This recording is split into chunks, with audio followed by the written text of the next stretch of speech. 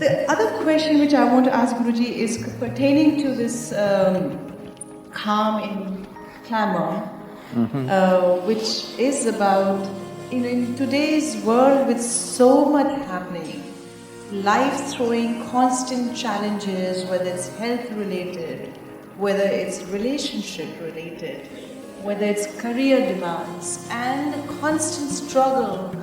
Let's forget the bigger terrorism and all that news, but in our own personal day-to-day life, there's so much of pressure, there's so much of challenges that we face. How do we keep calm amidst so much of chaos? Anyway, let me put this to context. Life, even though a lot of organization needs to happen in our country, never before life was as organized as it is today. You're talking about relationships, problems and, uncertainties. I want you to know, if you lived here 1,000 years ago, if your man or your child went out, you never know whether they'll come back. There is always a tiger lurking right there, there is always an elephant wanting to stamp him, and he did not go out. If he went out for 2 days, you sat here praying, wanting him to come back because he didn't WhatsApp you and tell you every step of what he's doing. He just vanished. He just vanished for days or months. You never know whether he's going to come back or not. Every time he stepped out, not for war, even for business, even for work, if he went out, you don't know whether he will come back. For the first time, you can keep track of him. So I'm saying, life is more certain than ever before. We have just become less competent to handle. If you had to navigate your way through the jungle, it was different. Today, navigating through the Delhi traffic, there is road rage. Yesterday, today, some incidents are there, people are killing each other. People are killing each other just because they're not able to handle the traffic chaos. I can imagine if I left you in a rainforest, I can imagine the terror you will go, because you won't know a thing about how to navigate. Every moment you have to be alert and find your way. There is no traffic policeman pointing this way or that way for you. When to stop, when to go, somebody has to tell you now. Then if you didn't stop at the right time, you would be dead. I'm saying life is more organized than ever before on this planet. Don't complain. You have more comforts, more conveniences than any generation ever had. Yes or no? Please, all of you. Yes or no? Aren't you enjoying more material comfort than your parents and your grandparents? Unless your grandfather was a Maharaja or something. Don't look at me.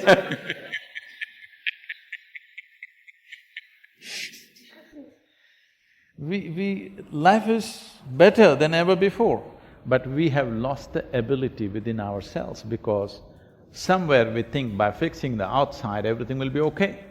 No, by fixing the outside, comfort will come, convenience will come, well-being will not come. If you're seeking well-being, in is the only way out.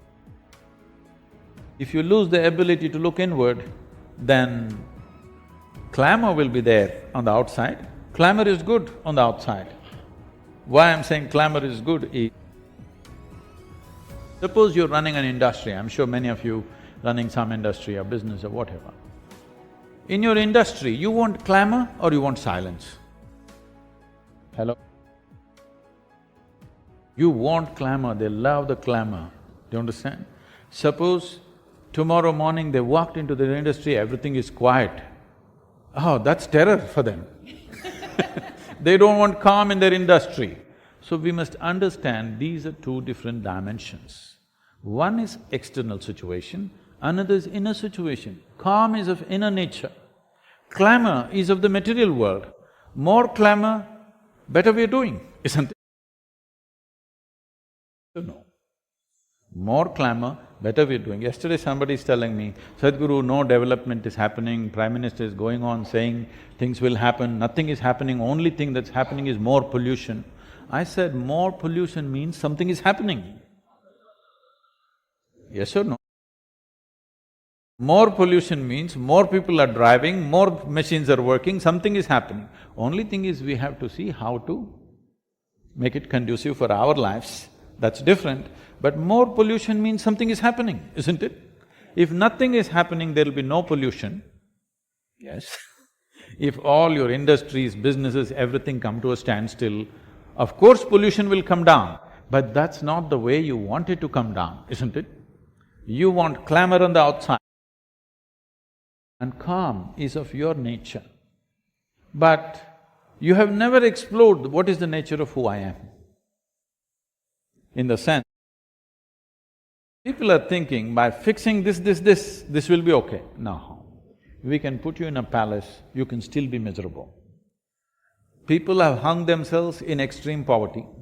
People have hung themselves in palaces too, isn't it? So, creating a palace or extreme comfort levels does not mean you will be okay. You will be okay only when you know, understand and handle the mechanics of this life properly.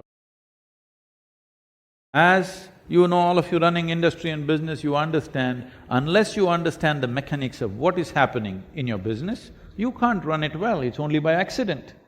Similarly with this, unless you understand and conduct this properly, you will not know what this is, only by accident.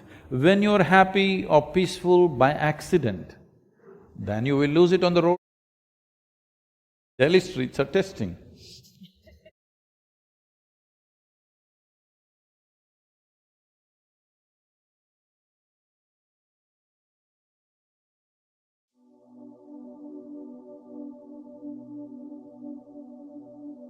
Is it clear to you? Hello? Oh, there is people in the upper region.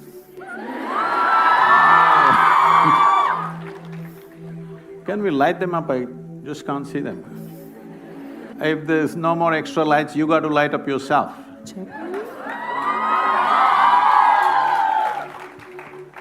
Well, this youth and truth, why this has been on my mind for a long time because it's almost a constant question in the last many years that I've been active.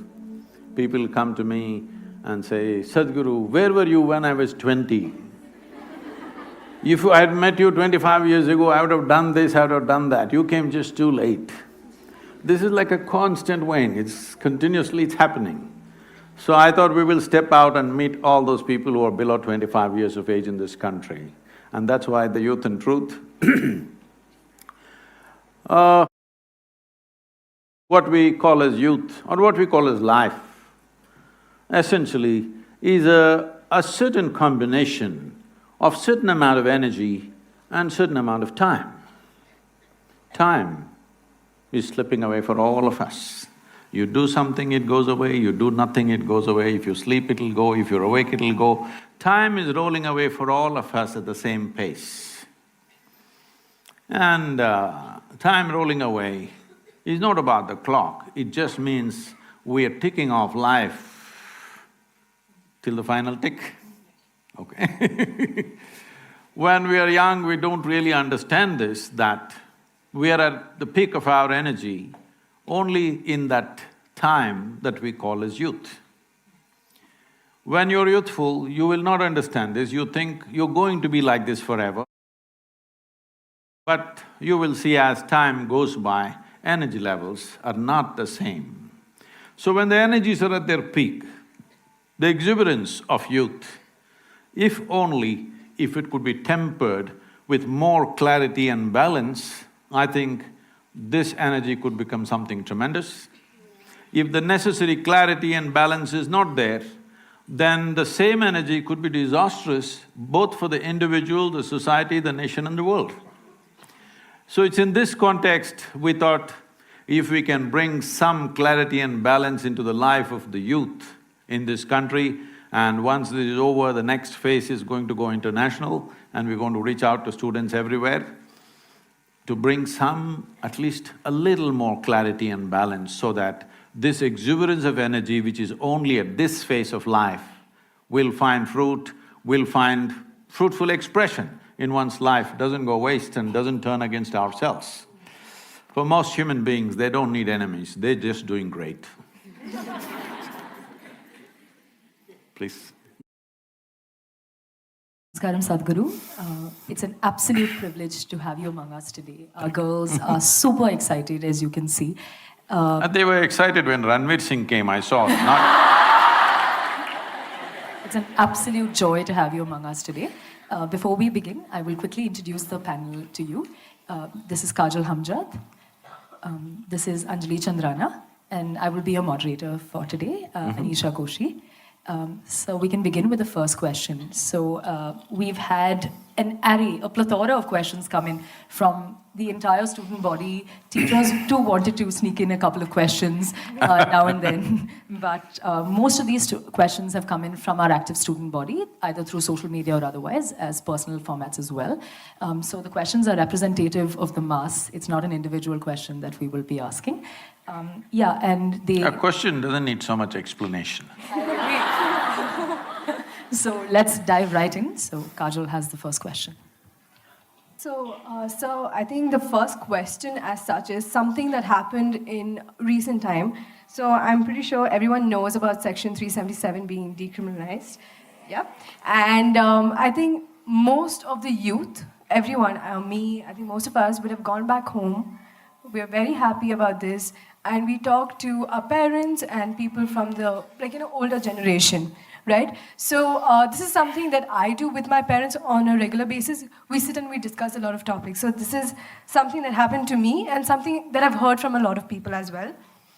So when we discuss something like this with our older generation, they said, we are not going to debate with you as such. We're not going to impose our perspectives on you. But this is not accepted in our religion. Right? So when I took a step back and I thought how difficult it would be for kids, for youth from the LGBT community to come out to their parents, and at the same time when the parents pose this restriction that it is not accepted in our religion, how does a child and how does a parent deal with it? And sometimes a parent does cut off from their child as well. So just want to know your perspective on the LGBT community or homosexuality as such with religion, and at the same time how a parent and a child should deal with it, because I think a relationship between a parent and child is so important, right? And to lose something on that lines is not something. Let's see, probably till now, largely in the social space, in the media space, in the social media space, everybody is pitching either for or against. Can we for some time not pitch for or against and simply look at the issue as it is? Can we? Look at me, I'm not a prude, okay? Let that be clear.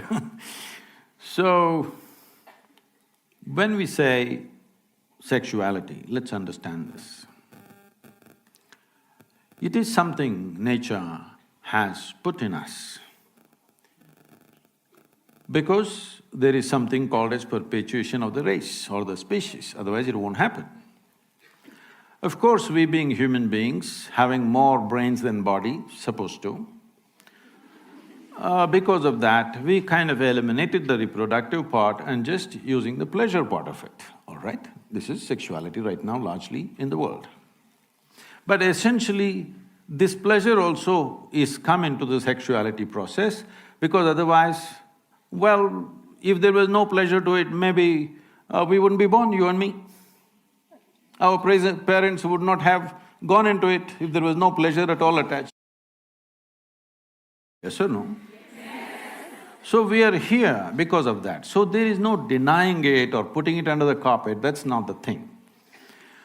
But somebody has a certain kind of sexual preference which has got nothing to do with the reproductive process as such. It is their personal preference, because every individual has the right to do whatever the hell they want to do with their body, because it's their body. But if it is something harmful, you're going to cut your nose off or you're going to cut something else off, then maybe we will try to prevent you. But you're not causing any harm to yourself in that way, then it's your business as long as you do something in your private. Right now, the Supreme Court decision is just that what a person does in their private space is nobody's business. Government need not enter people's bedrooms, that is the law, all right? And I think it's right. But at the same time, why so many of you are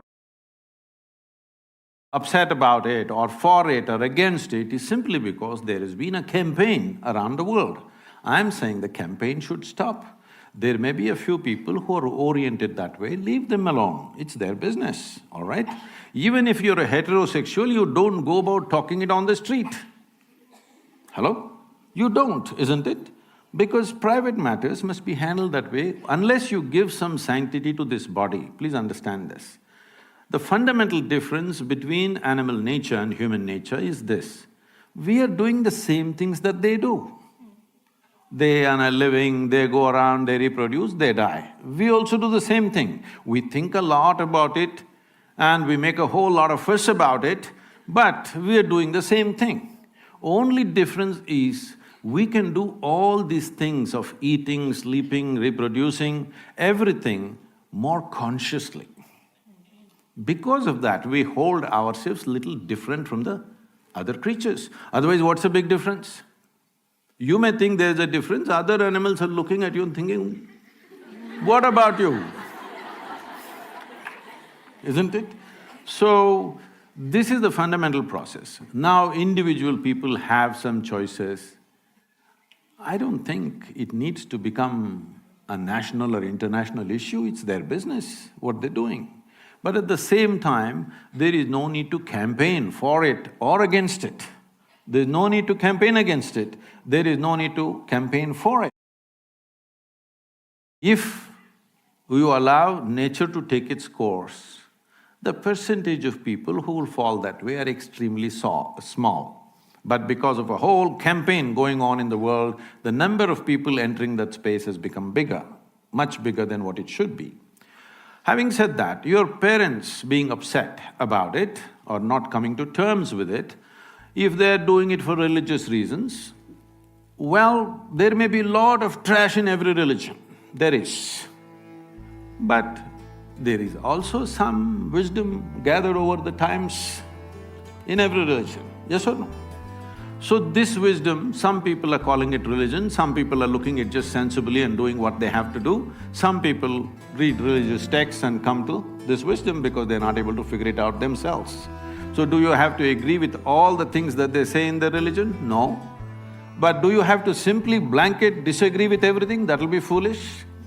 Because human experience cannot be thrown away, isn't it? Thousands of years of human cultural experience cannot be just thrown away. We have to take what is sensible and what is not. So when it comes to this aspect, they know the consequence of this. See, when you're at this age, the most attractive word is freedom. Hello? Well, I come from the 60s. You know what 60s? So, freedom is the word.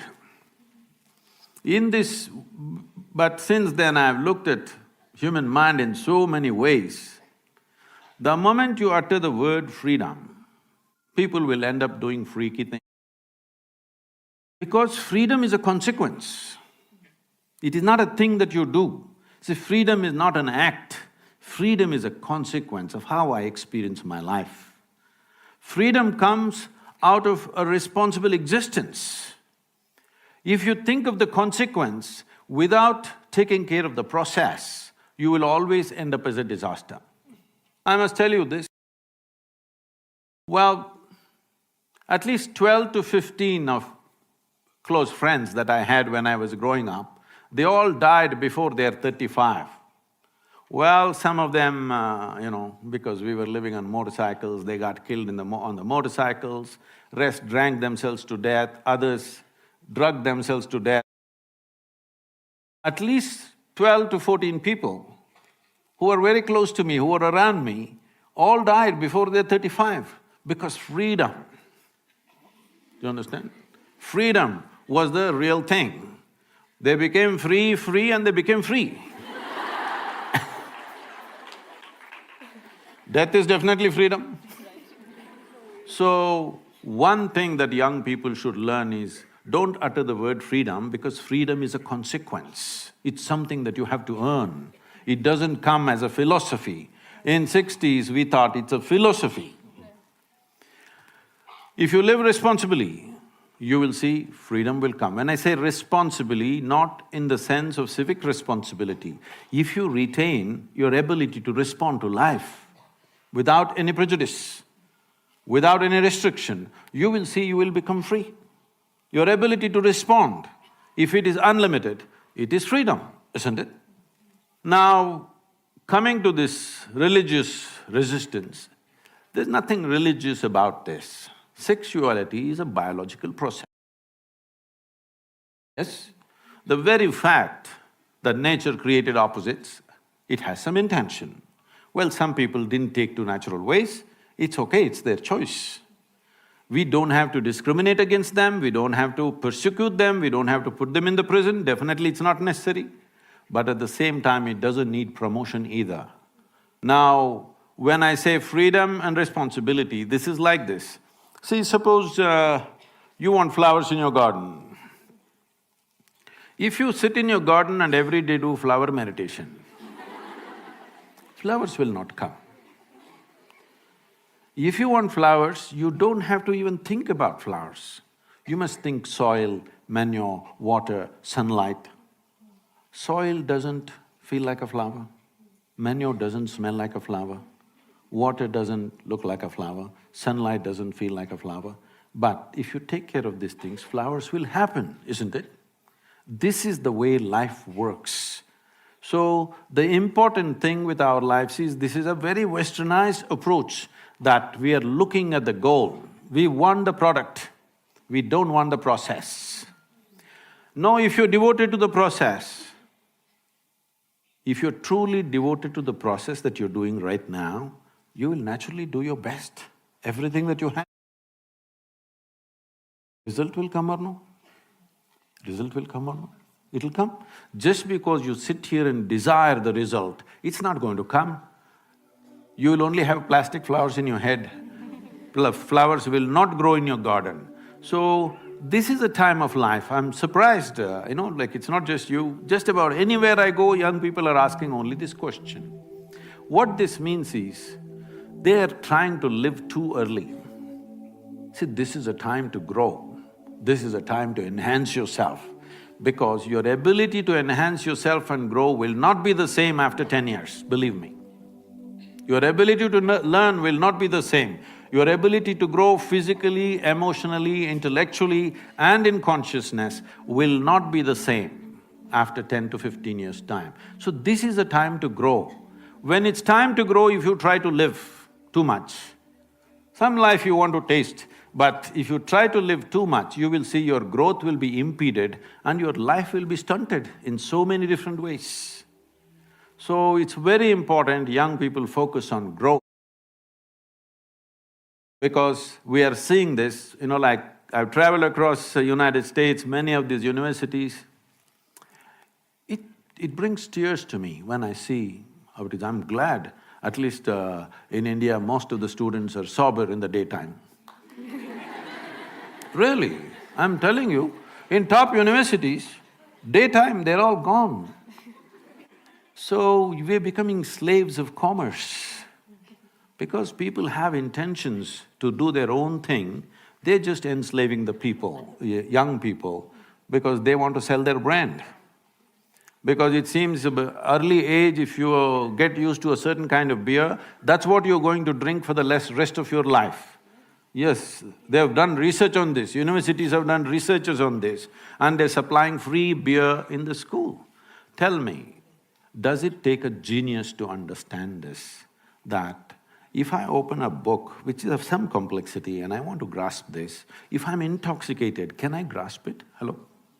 Does it take a genius to understand this, I'm asking?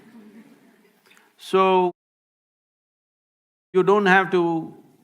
when your parents say something, they may refer to their religion because they think it's an authority. You take away the authority, just listen to the words. If it makes sense, do it. If it doesn't make sense, tell them politely, that's not the way it is with me, all right? All right, the next question that's come in from the students is internal and external validation. So let's take a decade back. You know, the word peer pressure was the next big thing. Everyone said you shouldn't succumb to peer pressure, you shouldn't listen to what your peers have to say, they're probably ill-intentioned and ill-mannered. But we've reached a point where our peers don't have to say that to us anymore. It's internal validation. We do things to validate ourselves. And that's in some form or the other, way more dangerous than a peer telling us, because we can stop them. The voices in our head, we can't. So how do we sort of cope with internal validation? I think or the necessity for internal validation? I already said that most people don't need enemies. They're just doing great by themselves. Now, see, when you say you're a human being, also connected with the previous question also because you're still not fully settled. When you say, I'm a human being, you have a body, you have an intellect, a bunch of thoughts and certain penetration of intellect, you have emotions, and you have a consciousness behind this. Suppose we were some other creature, let's say we were buffaloes, then body would be the most dominant thing in our life. Biology and body is the dominant thing. Mind, intellect, not that it doesn't have, it has its own mind, but small. Emotions it has, but still not as big as the body. Consciousness it is not truly aware of. So essentially, body is the front end of a buffalo. What should be the front end of you among these four? No, that's why it's a mess. Don't do guesswork, tell me. I would go for the mind first. If you say the thought process… Thought process, yes. See, your thought is a consequence of the data that you have gathered, isn't it? Yes. In this many years, I will assume you're 18, okay, just for safety, for my safety. In this little bit of time that you have, from birth to now, whatever data you have gathered, permutations and combinations of that is what is coming out as thought process. Thought is not coming from somewhere else. Yes? Only from the data. Do you believe you have all the data that is necessary to know the nature of your existence, the cosmos and the beginning and the end of everything? No. Whatever, if you've read the libraries of the world, still what you have is a minuscule. From this minuscule, you generate thoughts and you say, that should be the front end of your life. This is a European ailment. It's the Europeans who said thought is everything. You know Descartes? You're not philosophy, what are you? Science, okay. Avid philosophy. Okay. Descartes said, I think so I exist. I'm asking all of you, is it because you exist you may think, or because you think you exist? Which way is it? Because you exist, you may think. Because most people are in a state of mental diarrhea all the time. They think thought is an eternal process. No. See right now, if my hand starts jumping all over the place, what do you think? You think I have an ailment, isn't it? So if your mind starts jumping all over the place, what should I think? You have an ailment. Only thing is, everybody is like you only. That's how everybody is. So it looks like normal. That's how it is in an asylum.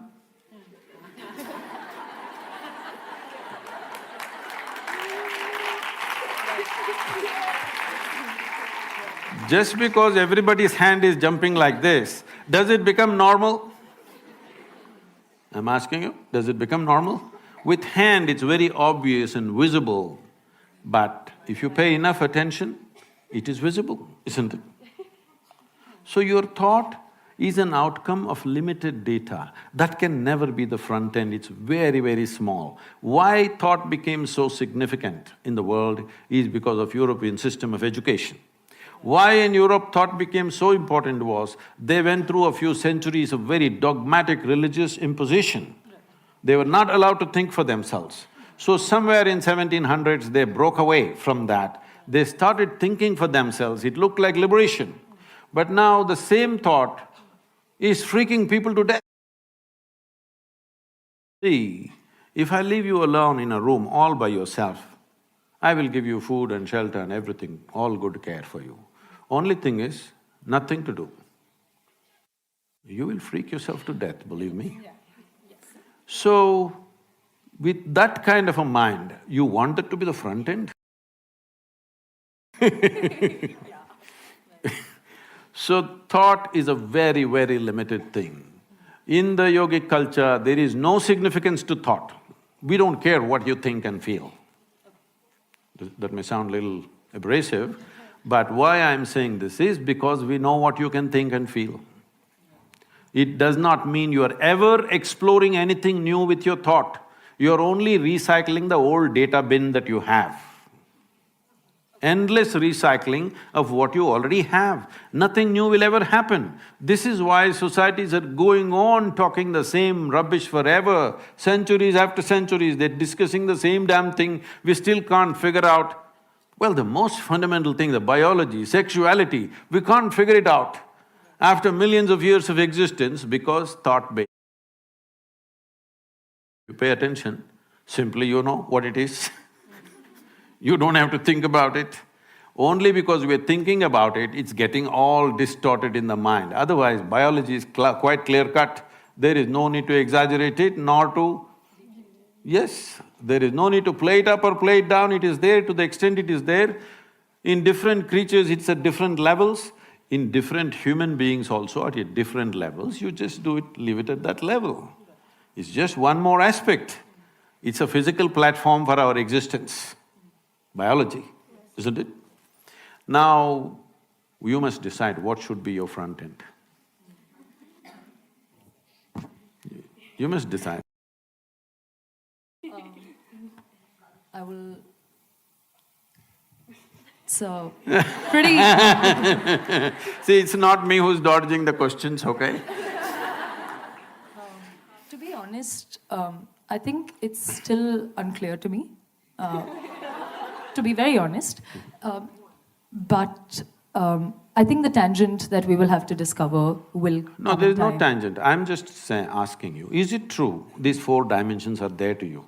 Yes, very much. What should be the leading edge? That's all I'm asking. What is the tangent about it?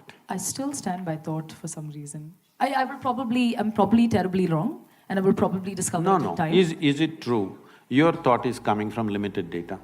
True, yes. So, if you're coming from limited data, is it true that you can never ever explore anything new? You can always widen your data. You can always go out there and learn and study. That is experience. Right, See, please yes. understand, life is happening in three fundamental dimensions. Why in this culture all this Trishula, Trikala, Trinetra, all this three is because essentially your life is happening like this. There is memory of the past, there is experience of the now, and there is imagination of the future. These are the only ways life is happening. But people can sit here right now and suffer what happened 10 years ago. Yes. You can, you also can. And people can suffer what may happen day after tomorrow already. Yes, exactly. So if you're suffering what happened 10 years ago or 10 days ago, what happened 10 years ago, does it exist right now? No. So you're suffering that which does not exist. Please, psychologist, please tell me, if somebody is suffering that which does not exist, what's the terminology for them? Tell me. No, I'm only asking for technical terminology. If someone is suffering that which does not exist here, what is the term, psychiatric term?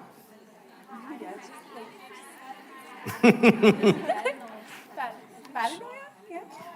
You can… teachers help me a little. You can call it whatever you call it. I call it simply insanity.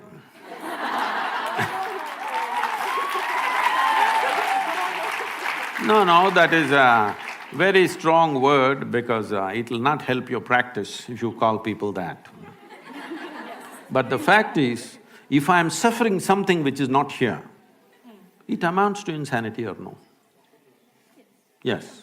So if I am suffering what happened yesterday or what may happen day after tomorrow, I am suffering something which does not exist, isn't it? So essentially, there is… in this form of education, you have done no work as to how to manage the intellectual process. No work, simply it's going mad all the time. You don't know what is memory, what is experience, what is imagination, it's all mixed up. In this state, this intellect is not a possibility, it is only trouble. I must tell you this, 4 months ago, I think 4.5 months ago, a television anchor in Andhra Pradesh, a 34-year-old woman, she jumped off the 5th floor and killed herself. She left a note saying, "Nobody is responsible for my death, my brain is my enemy." Can you beat this? Well, she articulated it, but that's the truth with a whole lot of people, 90% of humanity. Their brain is their enemy. They don't need any external enemy. If they sit in one place, they poke themselves. So she killed herself, and this… I don't know if you saw this handwritten thing went all over on the televisions and everything. Well, this brain is the most bloody precious thing that you have. It took millions of years to manufacture this brain of evolution. And today, it's become your enemy. Obviously, there is no stabilizing factor inside. When we say stabilizing factor, we are not talking about taking tranquilizers or having a glass of something to become stable. There is a dimension beyond all this. It is on the platform of this life, we have slowly built this body, we built this mind, we built these emotions, isn't it? Isn't there no concern about that platform that you call as life? If we just attend to that, all these questions will just vanish. People were asking me when I was at the Anna University day before yesterday, "Sadhguru, how come you can answer every question?" I said, because till now, nobody asked me a question that I myself did not ask to myself and to everybody around me. I had 1 billion questions, nobody answered. Then I realized the questions are all coming from a wrong perspective. Because there is no profound experience of life. On the surface, with information that I have, I am manufacturing questions and questions and questions hung like a dark cloud around me when I was young. So I said, till now nobody has asked a question that I myself did not raise. But why? If I raise the question, the next generation is raising the same damn question, that means we are not learning a thing from each other, isn't it? With all due respect, speaking of mental diarrhea and data bin, I'd like to talk about the education system and… sorry. So, as students, at this point, I know this has been through ages and like all students feel a certain way about the education system, but there's a certain amount of anxiety that exists within us because we learn great things here. It's good for your future practice if everybody's anxious. That's there. That's there. Psychology helps. Yes. So we feel trapped because all the learning that we do here is beautiful. Like we sit, we attend classes, and it's really nice. But the concept of one standardized way of evaluating all students is something that seems really unfair in a certain way, and it sort of pulls us down because not everybody learns a certain way, not everybody has to be evaluated a certain way, but the system should work. So there's not this one solution to it. You just can't go, okay, you do this and then everything is fine. The students are happy and the teachers are happy. There's no one direct way to it. So how do you sort of approach this system that is trapping the creative minds of young, nice, sweet students? That's sweet you added to describe yourself. See, right now I'm involved in writing an education.